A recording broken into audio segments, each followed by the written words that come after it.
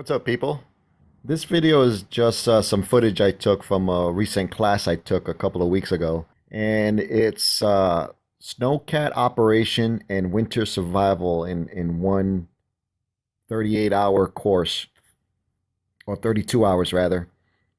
It was 2 days of classroom instructions on winter survival. So they're teaching you about hypothermia, snow shelters, your bug out kit, or a survival kit, and things that us as preppers we already know, seen billions of times here on YouTube.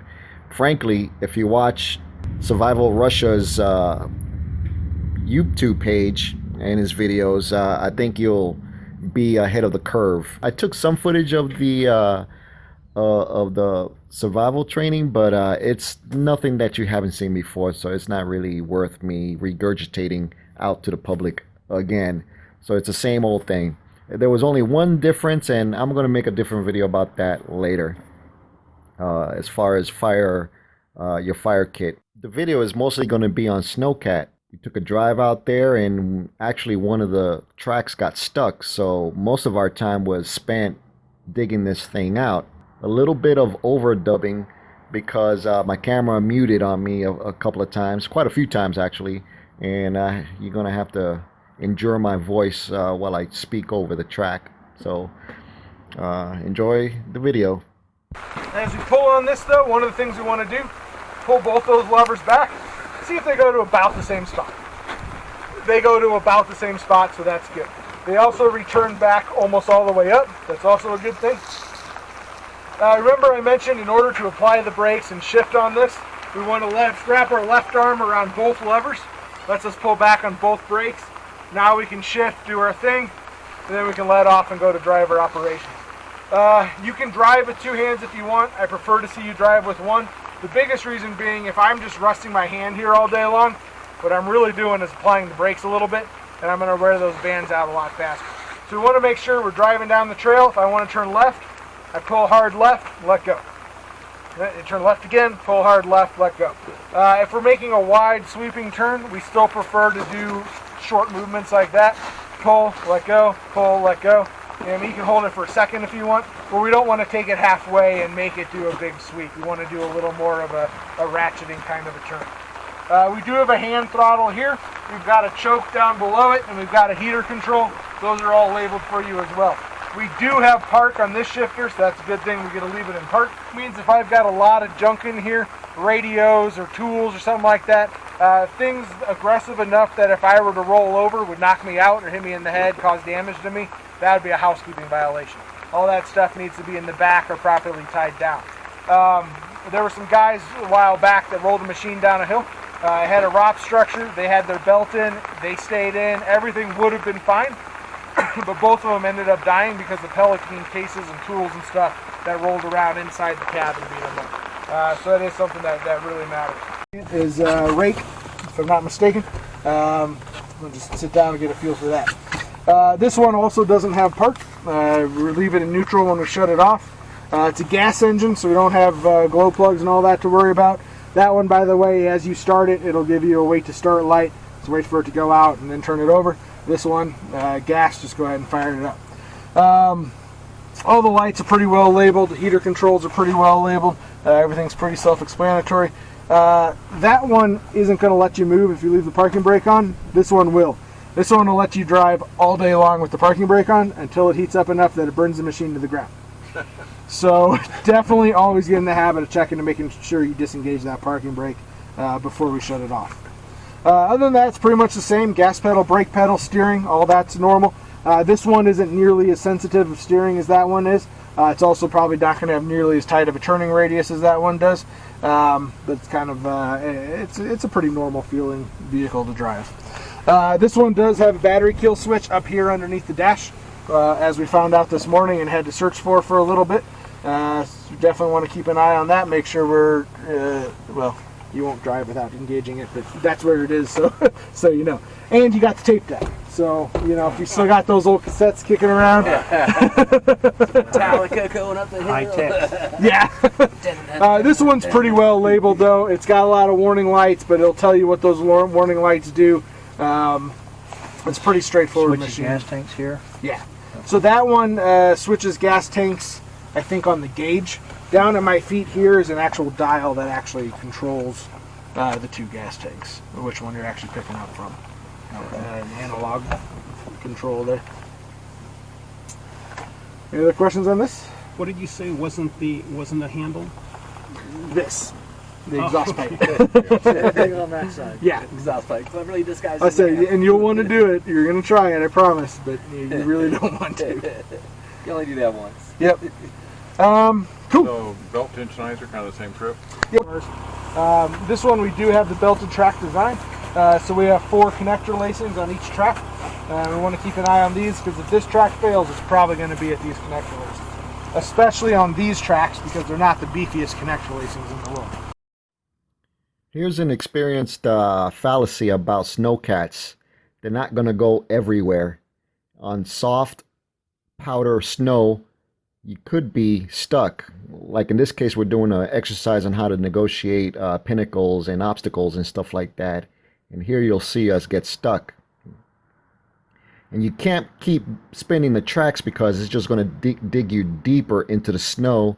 And your chassis is going to be on the snow level there, and you'll really be stuck, and you're going to be digging forever.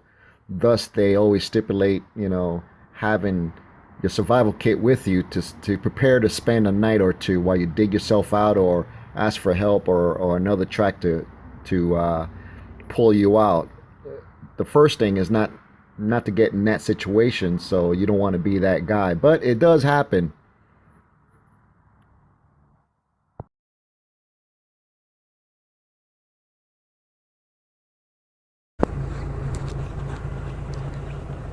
Holy crap, not good. Slid right into a tree well. And that's one of the tree wells there.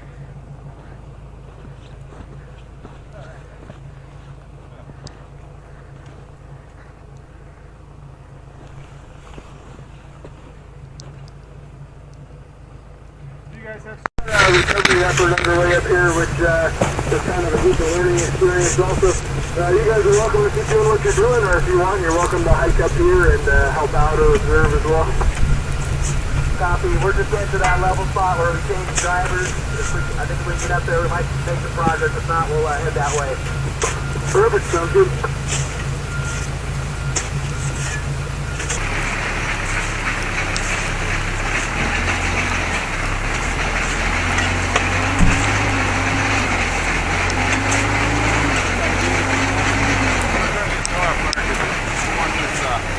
Pad to try to level up. I guess he's going to use the wind to try to jerk it sideways.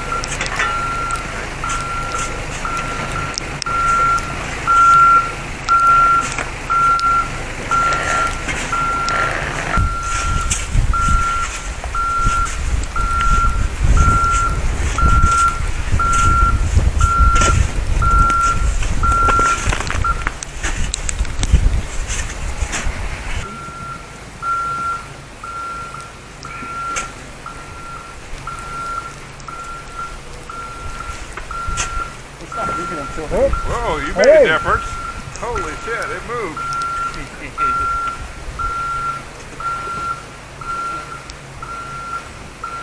Just need to get all the weight off of that other side.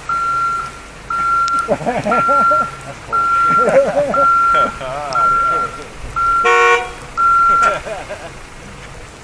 I said I was struggling up there more than I thought I should have been too.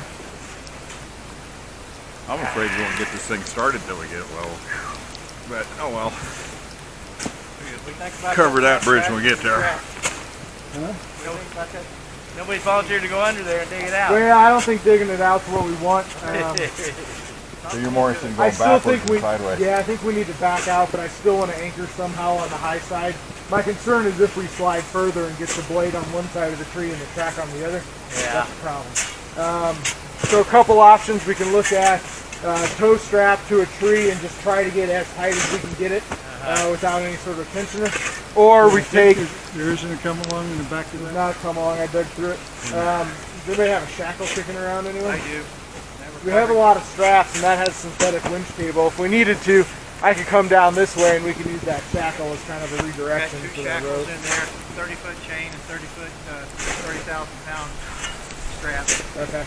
Let's do that then. We'll use that winch to tension it just off the tree. I mean, a shackle's not a pulley, but it's a hell of a lot better than nothing. So I think I'll back down to here, because then I could fight that all day before I get into a spot I want to be in. No flower stages, no flower. Except for, Facebook. I feel this one trying to move. Alright, I think that's it.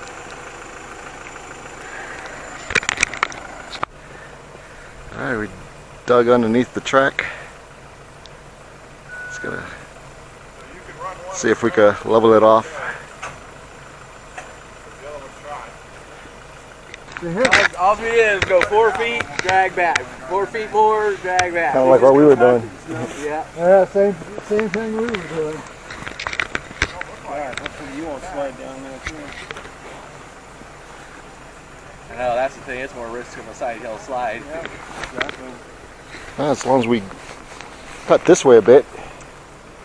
Well, I filled a lot down right where you're standing too, so that was all buried dirt almost there. He's got to run him. Come on, baby! That's how much we dug from underneath the track. Between 5 of us, I think.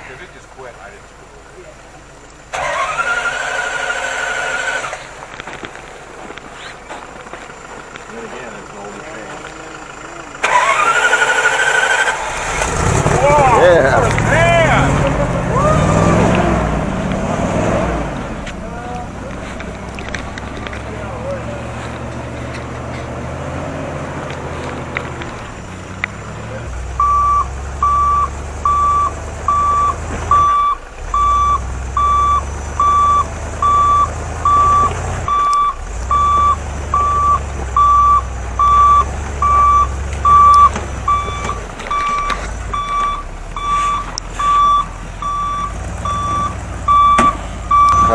You got about 3 feet, and then you drop it where the tree well is. So if you could go forward a little bit.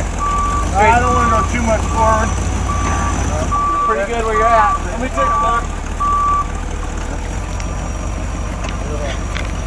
You'll straddle that tree well if you keep right where you're at.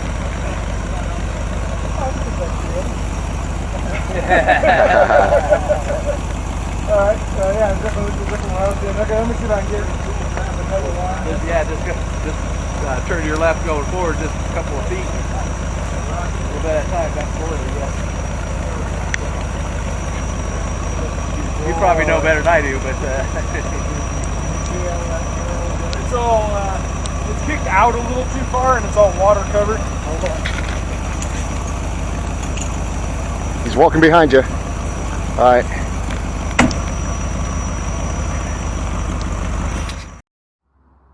So we didn't get much driving time, as much as the instructor wanted us to have to experience the terrain, the powder condition. It was great. Most of our time, a good half of it or more, was dedicated to digging our tracks out. One track didn't have much traction to negotiate some of the most, docile, environment. Is just that the snow wasn't sticking and the blades weren't good enough to dig into it, as you can see from the prior footage.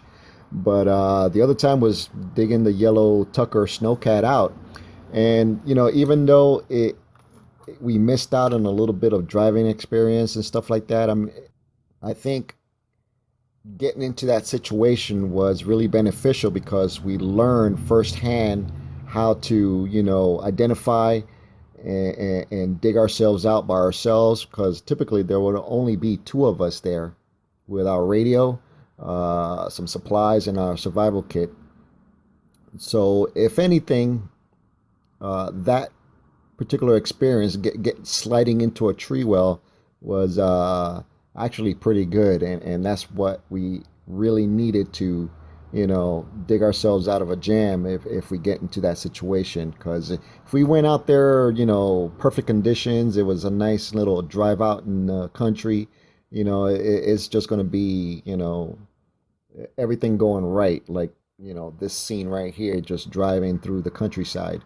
But we got to get ourselves into trouble so we will learn how to, get out of it. So not much driving time, but on the hindsight, the experience of getting ourselves out of a jam that could potentially, cause some problems for us was much more beneficial than, doing donuts out there and figure eights out in the snow. I'm sure sooner or later we'll have plenty of drive time to get that experience in. All right, guys, this is something different, something I was taking lately, and I thought this would be kind of fun to show out there as something off the wall. Somewhat related to prepping. Actually, everything's related to prepping and survival. So this was just one small aspect of the whole genre for us guys out there and girls. All right, guys. I'll see you guys later.